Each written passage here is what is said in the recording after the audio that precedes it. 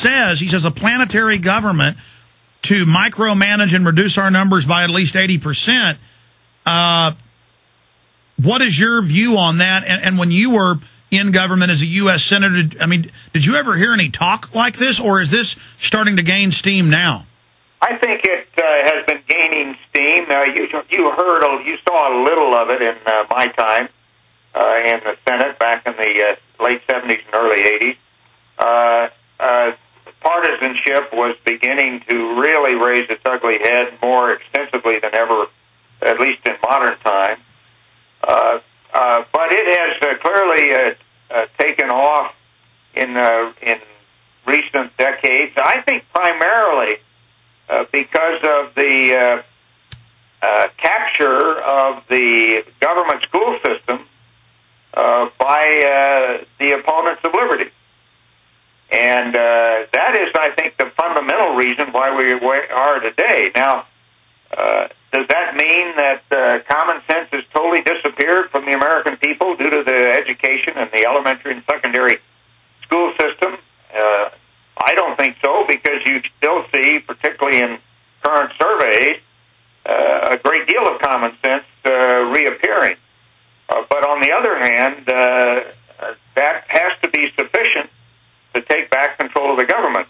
We let ourselves be lulled asleep in the last election cycle, the last two election cycles, until all of a sudden we have a president and a majority in both houses of Congress that think identically about these matters and are willing to try to force down our throats a further erosion of American liberty. I noticed, Dr. Schmitt, even with the decimation of our government-run school system, I think the American people are showing human common sense and saying, hey, this isn't going to work. It never has, and it won't work in the future, and let's fix it. So we'll just have to continue to see if that common sense will prevail. Well, how obvious is it that all these other countries don't have to make carbon cuts? I mean, even if you believe in global warming and carbon dioxide's deadly, which is ridiculous, they're trying to list it as a toxic waste. If we make the cuts, the businesses will just move to China and India and Mexico, and it'll boost carbon.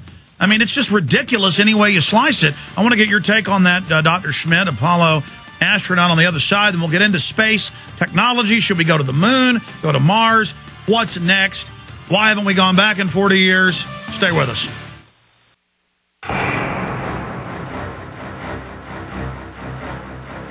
Monday through Friday from 11 a.m. to 3 p.m. Central Standard Time. We're here. I come back Sundays, abbreviated live show, 4 to 6 p.m. Central Standard Time. And parts of the show are re-aired on XM Radio and a lot of other AM and FM affiliates across the country. We're very thankful to all those great affiliates out there. We're talking to Harrison Schmitt, or Jack Smith. Is an American geologist, former NASA astronaut, university professor, and former U.S. Senator. He is the last of the Apollo astronauts to arrive and set foot on the moon. And he is also the first and so far only person to have walked on the moon who has never been a member of the United States Armed Forces. Neil Armstrong left military service, and then it just goes through some of that trivia. And he's got a book, Return to the Moon, that's up on screen. In the Human Settlement of Space, Return to the Moon is the name of the book. You can find it at Amazon and bookstores everywhere. In fact, I've even seen it in the bookstore. I've even seen it in my dad's house. But the point is, great book. Be sure and get that. Just modify one thing you said. I was the only non-military trained pilot to go to the moon, but I did receive outstanding training from the United States Air Force in jet aircraft and the United States Navy in helicopters. So I feel like I sort of had the best of all worlds. Well, there you go. I keep telling my guys, don't print me Wikipedia stuff, because Wikipedia's got my name spelled wrong, and half of it's not true about me. Yeah, hey, I hope your audience recognizes that Wikipedia has their biases as well. Trying to get anything in there to moderate their position on climate change is impossible. A number of people have tried to do it, and it just doesn't happen. I was just joking, too. It's actually not from Wikipedia. The guys are The guys are about to box me in the nose in there. Yeah, Wikipedia won't let you publish. I've talked to scientists who've tried any material basically trying to debunk man-made global warming.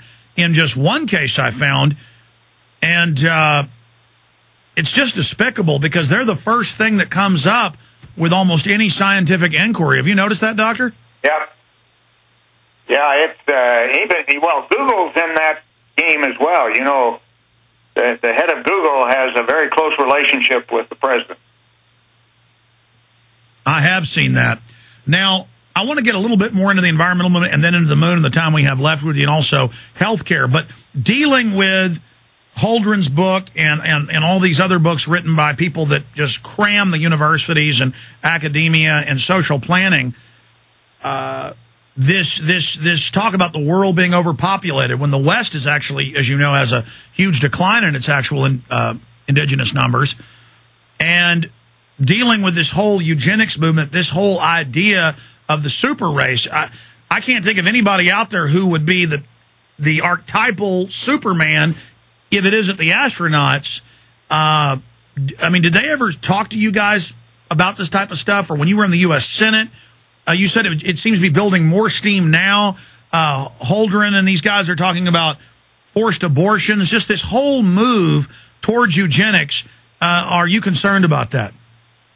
Oh, well, I'm concerned about any movement that might have legs to it, but I really think it is more visible now because the people who think this way have gained power.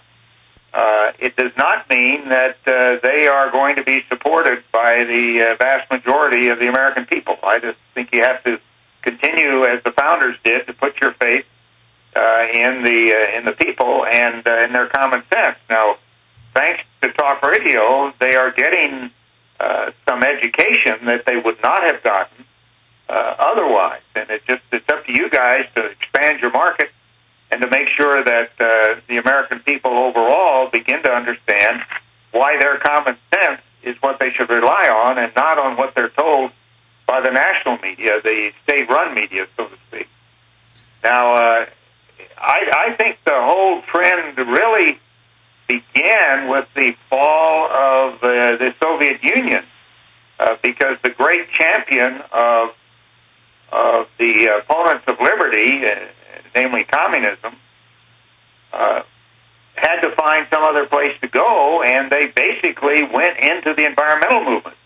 And now, that's not to say there aren't some major and significant environmental issues, particularly at the local level, but they converted environmental activism to a political movement, and some would say a religious movement. Yeah, and really what these are is parasites. I mean, they want to organize our lives. They want to run our lives. I'll never forget back in the mid-'90s, they were stealing farmers and ranchers' land in and around Austin in the name of environmentalism. They later built on it and sold it to themselves. They were just bank robbers, criminals. And I remember being in a meeting with these city council advisors, and I said, this isn't freedom. And they said, everything's a planned economy. You know, somebody's got to do it. I mean, they really think it's their job to run our lives. How do we beat the forces of tyranny? Well, you have to do it by education and by reminding the American people that their basic common sense instincts are correct. That their own private property is important, their incomes are important, and they should not transfer that to the government. Well, it's their first chance to express themselves politically is coming up in the next congressional election.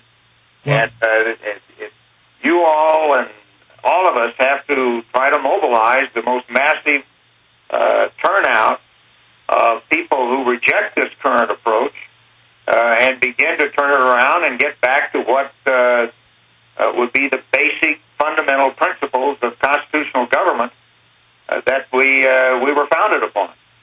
Well, I noticed you mentioned the last few administrations being a problem, and so I'm glad you're recognizing, obviously, that both parties are run by these special interests.